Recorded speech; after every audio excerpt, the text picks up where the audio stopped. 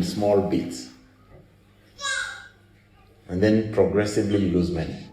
There's a girl, I have written about her in my blog, that those of you who may not know, I do publish a blog. It's hwashira.wordpress at hwashira.wordpress.com. Now, in that blog, I've written about a girl that I met that taught me an incredible business lesson. Because she runs a business that produces 1,500 shillings every day, selling fruits. Then the profit that she has, she uses it during the season to fund, in her case, rice, people who are producing rice. So mnasikizana, I'll fund you to produce 1 acre of rice. She uses her brother as an advisor, he understands rice, and she gets paid a portion of the rice. And they agree on the number of bags that she will get based on the funding that she has given. So she is paid in the form of paddy rice. Then she dries that rice, she threshes it, and she sells it. And in that entire process, she doubles her money. So if she put in 10,000, she will get 20,000. And then she takes the 20,000 shillings and she buys a bull. And she notice she's dealing with a business that is producing 1,500 shillings a day. But she has an investment program, she has a compounding program that I will be talking about as a principle here. But in her case, she invests in the bull and she gives it to her father. And the father looks after the bull that she has bought for maybe something like 18,000. She spends a little bit of that, the 20,000 that she gets. The bull is raised over a period of about a year, and then she sells the bull for about 25,000 shillings. Now she has enough money. So I was interviewing her, and I'm following this money trail. And at that time, we are dealing with fruit business over here. Yeah? It's just over the car store. And I asked her, how many bulls do you have? And she says, this year, I think I have 3 bulls. So I do my mental math. I said, she's making a lot of money. I says, what do you do with that money? And she says, you're asking too many questions. Just buy the fruit and tumalize hiyo mambo. But her business of 1,500, making a profit, makes a lot more money than the business of planting miwa, a whole acre that spends 72,000 but loses it. I moved from South Mogirango. I thought maybe the ones who are dealing with bananas are doing a great job. I can tell you they don't. But I was shocked to find out the value of a banana fiber. Today, by the way, it's a huge opportunity for any one of you who wants to do this sort of business. If you extract banana fiber, you get the same quality of fiber as you can get from sisal, only better in the sense that it is softer. You can make your hair from banana fiber. You can make a jacket from banana fiber. Are you with me? Did you see the story recently about a guy who started collecting the skins of tilapia fish, and he processes it? And at the moment, did you follow up the story to the turnover he's making? He's making millions. I think he was at one time. They are now dealing with a turnover of something like 350 million shillings a year from waste. I also traveled there and we evaluated tilapia, and we found that the skin is more profitable if processed than the fish. We went to South Ugoskisi and we found that the fiber is more profitable. I went to Garissa and we found that raising a cow in a pastoral system takes 36,000 shillings over a period of something like 5 years, what it eats, and 40% of that money is the money that is paid to the guys who chew miran and look after the cow. 40% of that money. Then that cow is sold after those 5 years for 10,000 shillings. But the skin of the cow, if it were processed, would generate more than that, about 20,000 shillings, if it process it into a leather piece that can make a shoe. In the process of doing it, I enrolled in a course at Kildi. During this whole process, I wanted to see practically. I enrolled at a course at Kildi in which we processed leather itself We learned the process. I can't say we processed, but I learned the entire process of processing leather. And I found out easy, within 2 weeks, you can transfer that skill to somebody else. But instead of selling the skin, you sell that. So a good business proposition is an incredible opportunity. And the other principles that we talk about have to do with what you do with that money. Like the principle of making a profit and then compounding that profit. The principle of adding value so that that value becomes the proposition that you do. Now, there are many businesses you can start in Kenya that can represent that sort of business model. For this woman, because of the prophet's word, it was to pour the oil into a jar until it fills up, and then she would pour into another jar. Do you see iteration there? It's something you are doing every day. For the girl I talked about, it is the process of buying fruits and selling them for 1,500 and then making a profit. Then investing that profit in something else, and then adding value by having an even bigger proposition like raising bulls. You know, I am saddened by our preoccupation with employment. Tunafanya kazi, tunasoma, ili tuandikwe, tulipwe, mshahara. Isn't it? That's the majority of people. When myself at one time I was so frustrated about my work that I told you about in the last, whatever, I went home and I told my mom I'm resigning. And my mom showed me her hands and says, look at my hands. You want to come to the village to have hands like this? Stay out there, get employed, stay employed.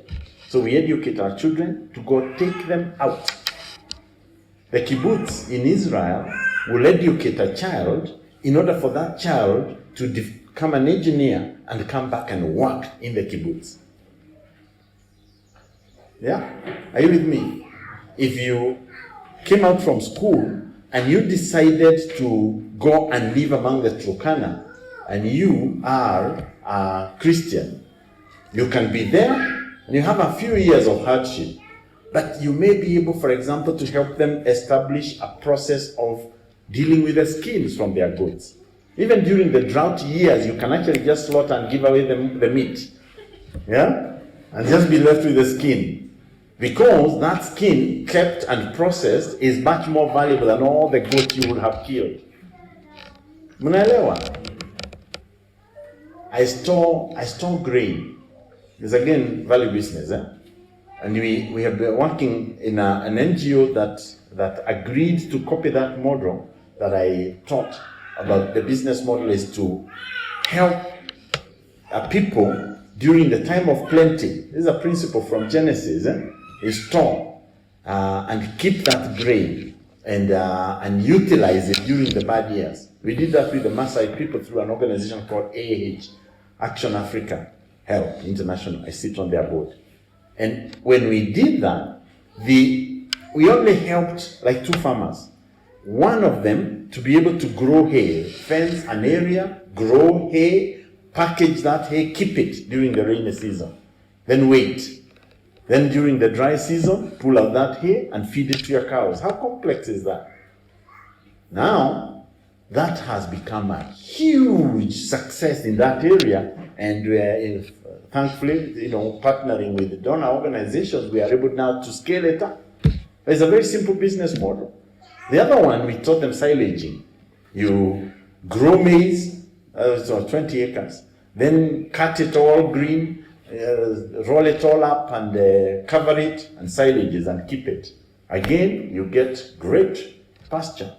So opportunities in Kenya for a business that you can do that impacts somebody's life positively are many, but you need to have a business proposition. You need to have a method, a defined method of doing that business. Now, let's go back to our story and see what this woman did. This woman she obeyed. She actually executed what she was told. That's very difficult to find people who are willing to do that today. Unapea mtu pesa, anakuitisha ya biashara, anaenda anakula, unamuuliza ulipata hiyo pesa? Ya, lakini mashida ilikuwa mingi sana. That's what happened to a guy who helped me at a place where I have a temporary rental house that we keep near Nairobi because we live on a farm in the rural area. We have a rental house in Thika, which we stay into when we are near Nairobi. That's where I spend the night. So a watchman came over. I had a problem with one of my tires and he helped me. And I noticed that he had a big worn out tire himself for his bicycle. And he says, why don't you ever replace that? And he says, I don't have the money to do it. I said, how much would it cost? And he says, about 500 shillings. I gave him actually 600 shillings. He says, ukule 100, hiyo ingine 500, wende ununue tire. Then I went up country and I came back. And of course, he comes with the bicycle every day. And I noticed the tire had not been changed. So I asked him, what happened? I gave you money to replace that tire. He says, yeah, lakini unajua kulikuwa na mambo mingi. Don't be like that guy. Now, this woman here was told, was given a piece of advice, and Elijah, and in verse 5 it says, so she went from him and shut the door behind her and her sons, who brought the vessels to her, and she poured it out. Do you see? Precision implementation. There's only one way to grow a seed.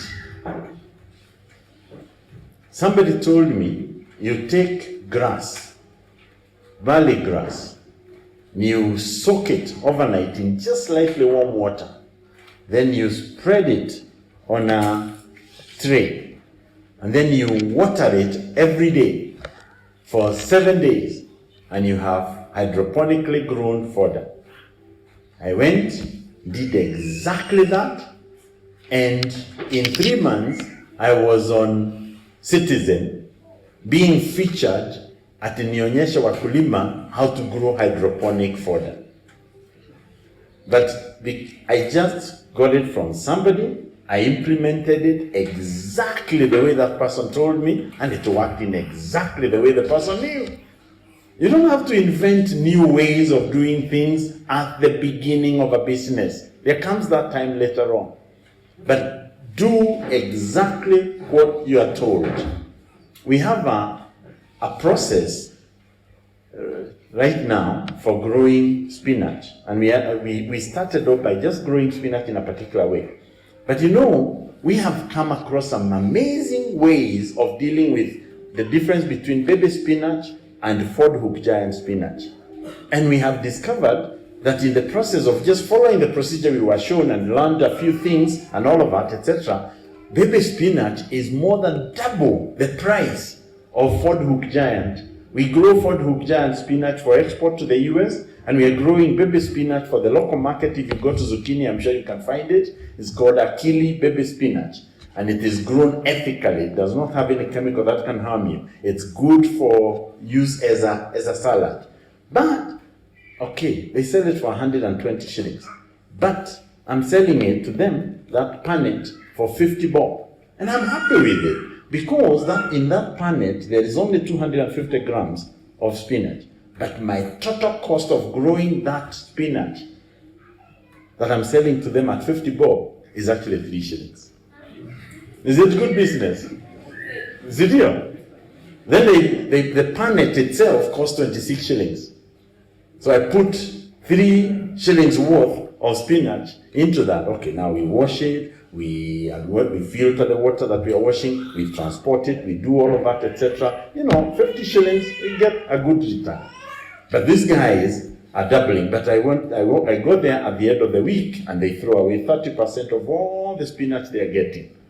Because, whatever, now I want to go back to them and say, can I pick back my spinach? Why? Because I can dry it.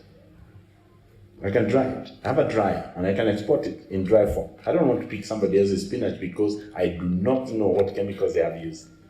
You understand? But I can pick up mine. And if they are going to throw away any. But anyway, at the moment, what they say, can you, instead of giving us so much per week, can you give up to us in smaller quantities every day? That I have a problem with, because it costs me a lot of money to transport small quantities. But the point I'm making here is that you can have a lot of experimentation later. But at the beginning of a business that you do, do follow the procedure that you have documented or you have been given. But just make sure that it's working. Is what I'm saying helpful? Now, the woman did exactly that, and she got the exact result. And then she did something else.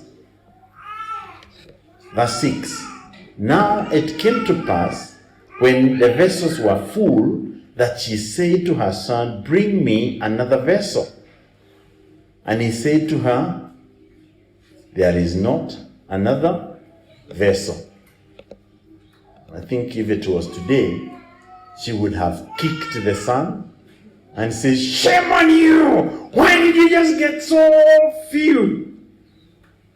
Because greed is often the characteristic that defines the way many people do business. For this woman, when she was told the vessels are finished, she said, that's fine, okay. Do you know the principle from the scriptures? It says, but godliness with contentment is, you can never have everything. There will always reach a point when you can say this is enough. And it can either be forced on you by circumstances, or you can opt to say, yeah, that's where I want it to be. Right? Now, in my own life, I have set up a goal. And I've set a particular figure in my mind that I want. And I say, Lord, if you get me to that particular amount per month, and it's not a lot of money, that's a lot of money, and you give me a manager whom I can depend on in my business, I would like to spend most of my time just writing, which is what I enjoy, and preaching and speaking to groups like this without charging. That's what I would like to spend my life on. He says, but I could be multiplying my business, I could be establishing it everywhere, but I want to quit on a particular business. And I have also said this, if I don't get there by the time when I'm 65, right now I'm 60. So I've set for myself the next 5 years, if I don't get there by age 65, then I will still go that direction. In other words, I will take my assets, I will sell them, and I will convert them to the money that I need to be able to live on, because I think I have enough assets that can be able to sustain me. I just want to be able to create some liquidity that can enable me to, if I want to go preach in Turkana, if I want to go and talk at a radio station, if I want to come and talk to a church, that I can do that. This woman became contented when the jars got finished. And then she did something else. And I will repeat these principles because I've covered all the principles, but I want to go back to them and show it to me one by one. She went back to the prophet and said to her what had happened. Feedback to the person who gave you advice. Because he might have some more new advice. So the Bible says over here, if you look at towards the end of the passage, verse 7, and she came and told the man of God, and he said, go sell the oil and pay your debt, and you and your sons live on the rest. Did she get good advice? This is called an appraisal feedback. And I was taught, another principle I was taught by another great man, is that if you work for a boss and he does not give you an appraisal at the end of the year, you go to him or her and ask for the appraisal. How am I doing? If you're running a business and you get a customer in there, you go ask, how do you like our business? We sell honey ourselves. And we like to tell people our honey is pure and we don't adulterate because we fear God. But when we sell it, we ask somebody, how did you like our honey? And based on that feedback, if you tell me you like our honey, I tell you, can you introduce me to somebody else who can buy my honey? But if you tell me you did not like it, then I find out why. Because then I have a chance to improve on it. Like there's one lady who asked me, do you pasteurize it? And I say, yeah. Because when we harvest with our farmers, very often they harvest everything together. And some of them may hold it with their hands. We discourage it and we show them a way of doing it cleanly. But we pasteurize to be able to kill germs. But if you want raw honey, we have got honey that we specifically harvest from the hives, and we put it on the extractor, the one that spins, and we can give it to you. But if you take that honey, you have to use it within the season, because it crystallizes after about 2 or 3 months. And Kenyans, when they see crystallized honey, they think it's adulterated, which is not true. He says, so as long as you know this, and she said, when are you harvesting next? This is a customer of my honey. And I said, September we are harvesting. He says, when you do harvest, please harvest for me so many kilos. That is not pasteurized. Because she wanted to be over there. I mean, realistically, there is no major harm happens with the pasteurized honey because you're doing it at 40 degrees centigrade, between 40 and 60 degrees. Now you can't kill anything in the honey. It is as healthy. But feedback, I'm talking about feedback. You understand what I'm talking about? This woman got feedback. She went and exercised it. Now, I have covered the basic principles that I wanted to bring them to you, but I want to go after them, the principles themselves without the story, so that you can have a listing. First of all, I started that in Kenya there are many examples of legacy businesses that can change people's lives. And just for your record, I think we talked about bananas through the fiber or anything. But did you know that we are the only one of the very few places in the world where you can get acacia gum? Do you know it? It's called gum arabic. And it's not been processed. If you process gum arabic, you have got an opportunity to not only reach out to the communities in near Somalia border, but at the same time this rich stuff that is used in food processing instead of the artificial alternatives. I do carbon credit with local people, and carbon credit is watu wanauza unauza nini? Nasema nauza hewa. I say but it's true. It's actually true. How do we sell hewa? We show members of the communities how to use an implement that reduces the amount of carbon that goes into the atmosphere. If it's a water filter, you use it instead of boiling. That attracts carbon credits. If it is a stove, you use an energy efficient stove. They're doing it. In Embu area, I have more than 60,000 farmers who are engaged in carbon credit work. Now, I have a full reach to them because we organize trainings, we organize encounters in the field, and that business enables me to impact them positively. This year, we've just negotiated with our financiers in France to introduce a marathon component. So we will be sponsoring kids from Embu to go for the Paris Marathon. Now, to do that means that every village has to compete and select the number 1 runner. Then every location, we get the number 1 runners. Then every, whatever sub-county, and entirely now from Embu, we will get 2 girls and 2 boys, the fastest who have reached the marathon records, entry to be able to enter into the Olympics, and we will now take them for training, sponsor them, and show them how to win the international marathon, and then send them to France. Now, is that charity work? No. Because I'm in the business there of dealing with carbon credits. I get paid for that by that business. But in the process of doing that business, I'm also impacting the community positively. It's not CSR, it's actually direct involvement. CSR is usually a tiny little component that you are returning back to Naambiwa. But you can structure your business itself to be impactful positively. Are you following me? Now, I can give you other examples, but I think time will not allow it. But for the sake of a list, if you assist a community to do exports, ourselves we do it with vegetables, drying so they can stay dry. But that means many farmers can grow for us, and we export.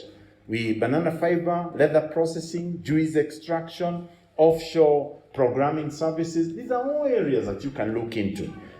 Now, in terms of the principles, we looked at starting small and having a business proposition and making a profit. Those are 2 principles there. Start small, make a profit. Start small, have a business model. The business model should make a profit. Proverbs 14:23.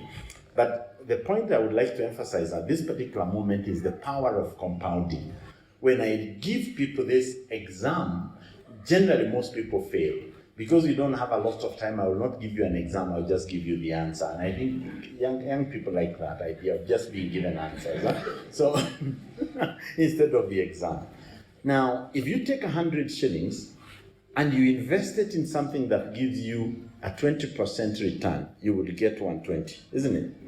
If you take the 120 now, not the 100, and you invest it again, you would get 144.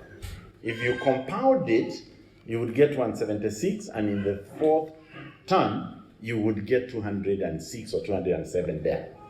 If you continued to 51 times, you would actually get 1 million.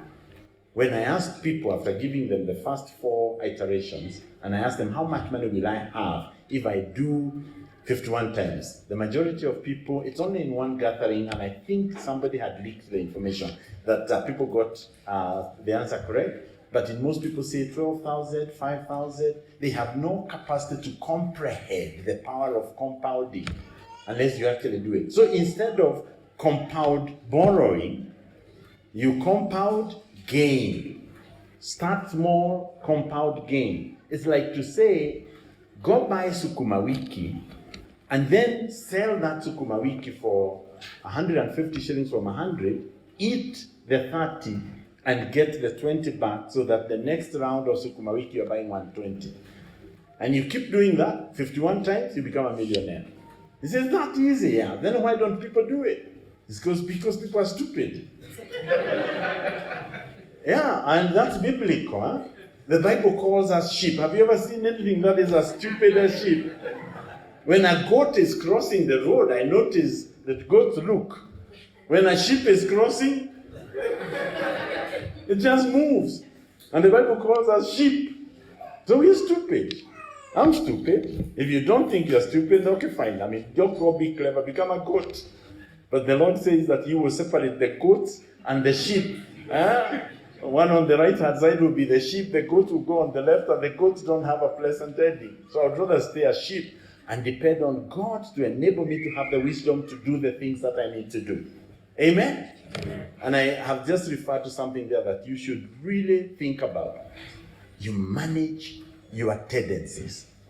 When you get a lot of cash, if you are a girl, you want everybody to notice the high heel and the dress and the lipstick and the bag. Yeah. Isn't it? Is it true? But that money pulled back into the business in the next 2 years could actually be a very, very big difference. So, you're managing yourself. If you are a man, guys want to see the size of the wallet, huh? And what it is like. Tendencies. Now, compound gain is an important principle. First principle is start small, make a profit. Second principle. Third principle is that you save, invest, and you compound. And the Bible here gives us a lesson. It gives us a scripture reference in Proverbs chapter 6, verse 6. Go learn from the ant, you sluggard. Did you notice the word?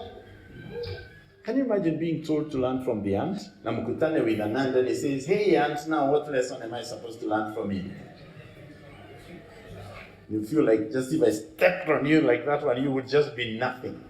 But the ant is wise because it works the hardest during the summer. That is when there is plenty. Human beings work the least when they have the most. As soon as it rains, they don't want to work. That's the time when we should be in the field. As soon as they have made plenty, that's the time they want to go on holiday. As soon as they have a bonus, that's when they want to entertain friends. Isn't that us? But you said now learn from the ant the opposite of that tendency.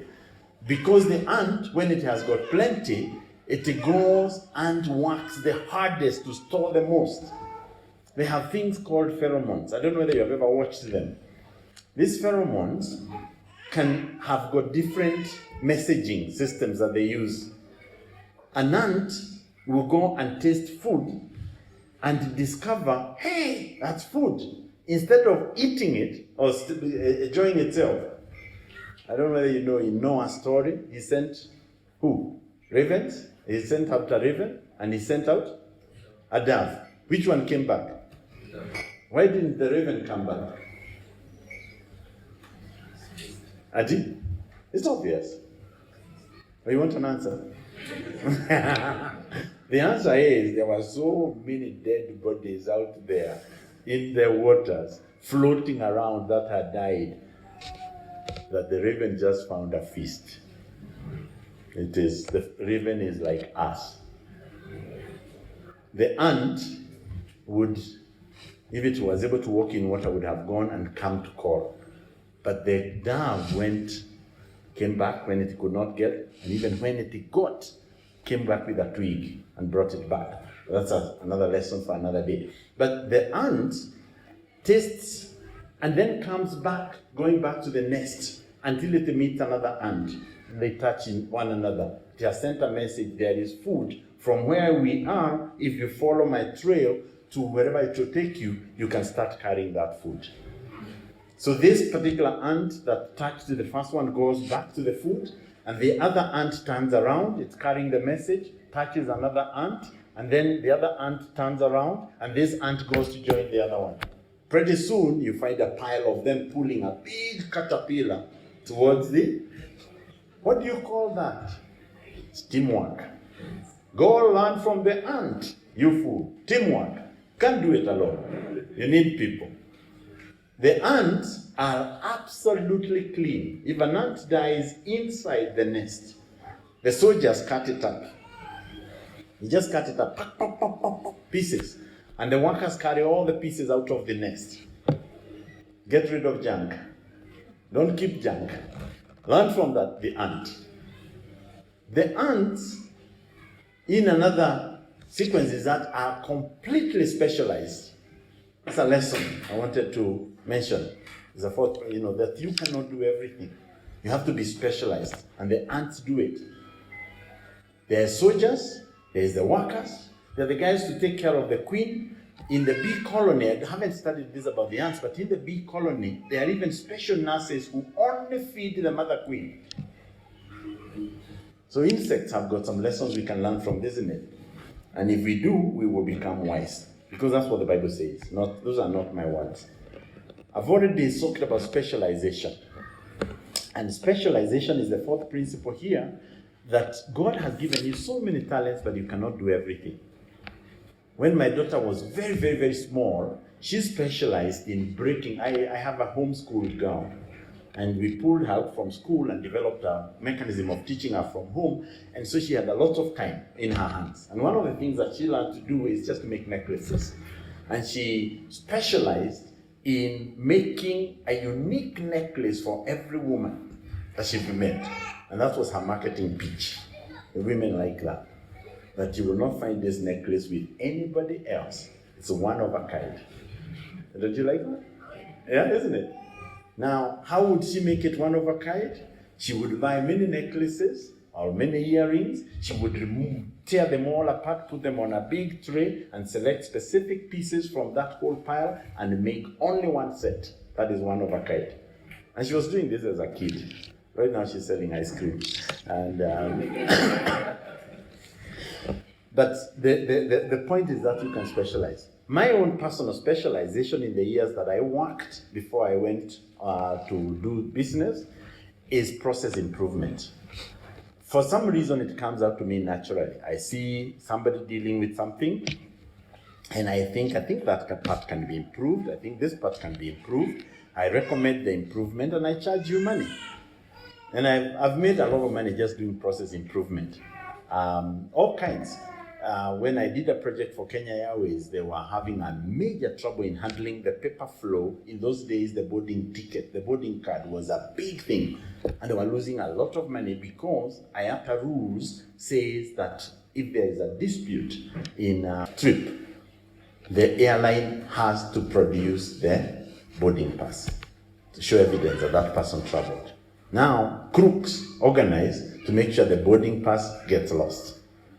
So in the process of handling that piece of paper from the time when you are at the counter all the way to the time of boarding, the boarding pass has disappeared. You understand? Then they travel, they come back, and they dispute that they traveled. So now the IATA rules requires the airline to produce their boarding pass. Now who wins? the crook, yeah, is bad.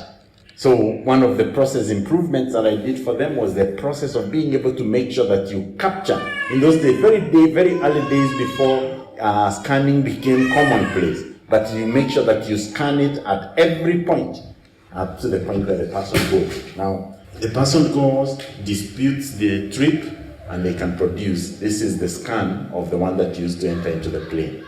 And they'll pay for that.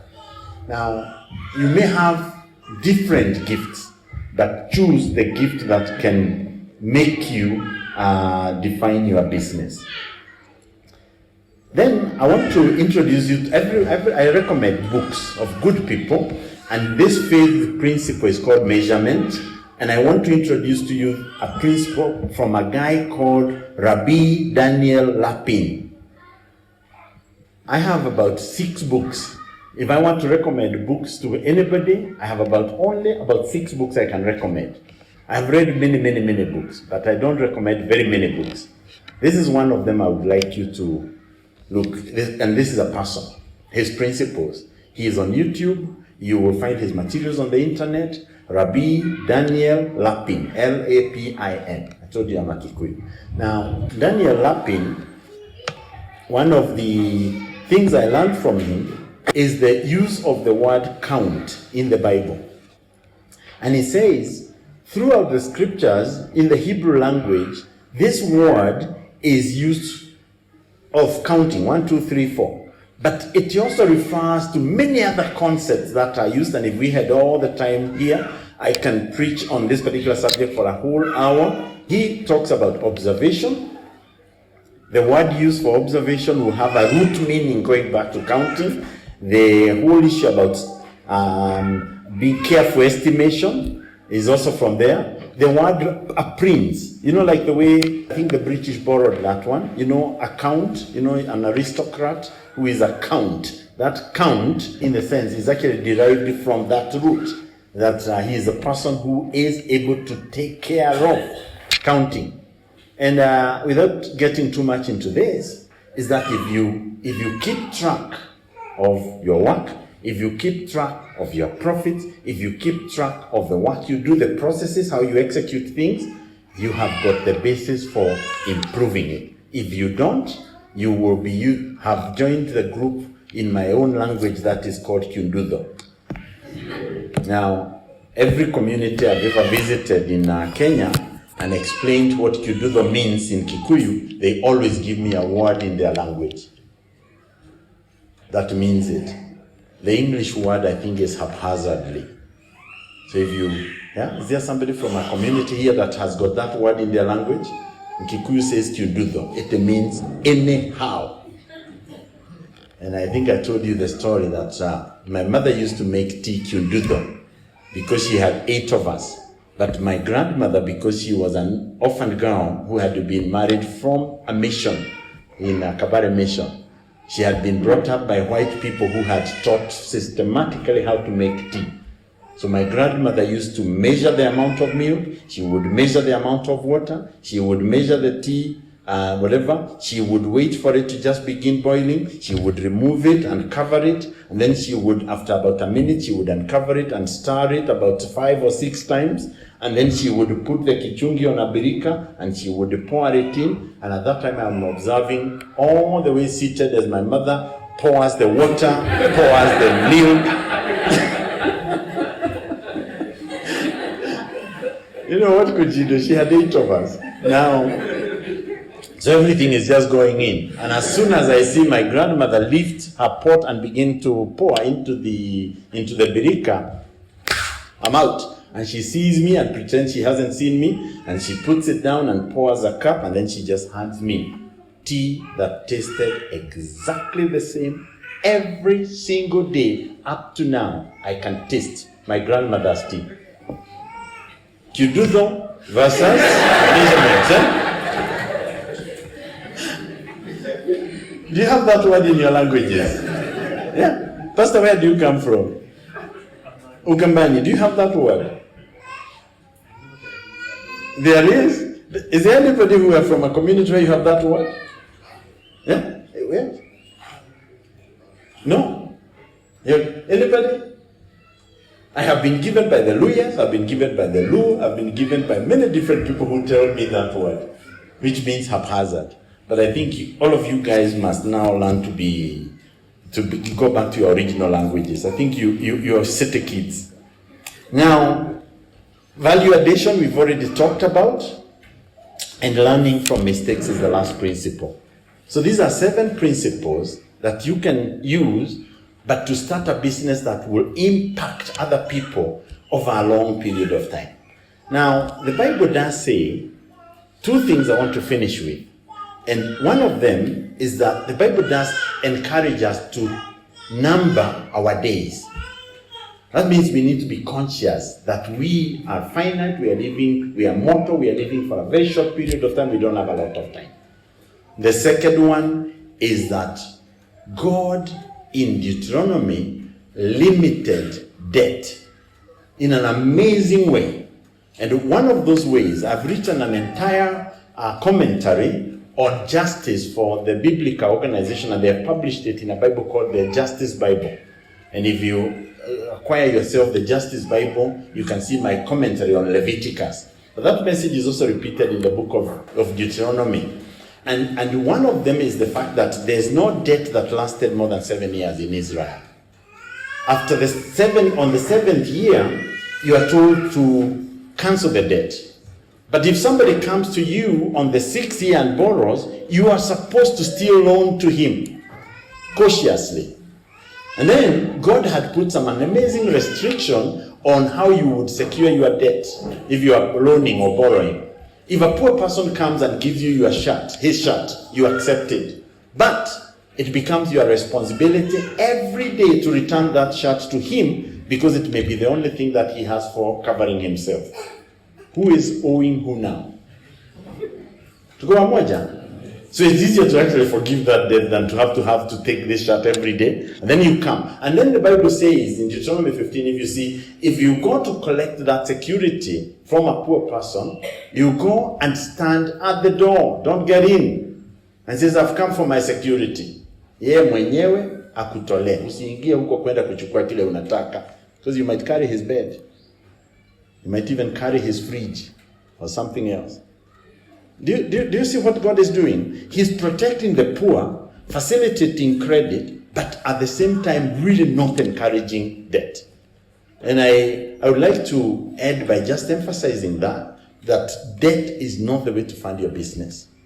Focus on starting it small, grow it and compound it, and make sure that business is impacting other people, and God will bless it. And the opportunities for doing that are huge all over in our country. God bless you. Thank you very much.